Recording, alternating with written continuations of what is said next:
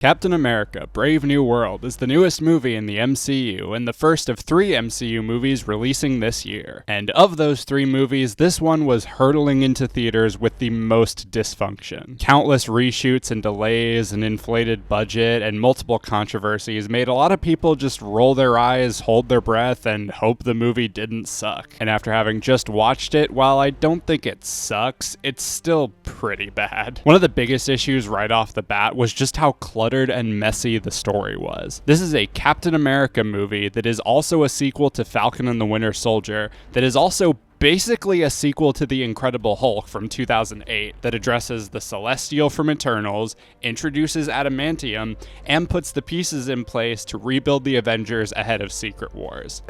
No biggie. It is blatantly obvious that this thing was butchered by reshoots and rewrites from the opening 20 minutes alone. Several shoddy exposition dumps are placed in to either introduce the elements of this story or re-establish plot points from a movie that's 17 years old and most people watching don't even remember. It's messy, it's clunkily written, it's poorly paced, and it can't even decide what it should keep focus on. It does start to get a little more succinct towards the final act, but still, it feels like a rush job that doesn't feel all that satisfying. Which is a shame because there are some aspects of the story that I actually kind of liked. I really liked Isaiah Bradley in this movie. I think him and Sam's connection is really strong, and his concern over his own state and the state of the world is kind of interesting. But he is essentially a plot device for most of the movie and doesn't have that much screen time. I like Giancarlo Esposito as the leader of the Serpent Society, but again, he also doesn't really factor much into the story. And some of Thunderbolt Ross's story in this I thought was decent, trying to make up for his mistakes and do right by his daughter and trying to get back into the world's good graces was solid and led to some alright moments between him and Sam. But then he essentially becomes a pawn in this tedious international trade deal for the adamantium,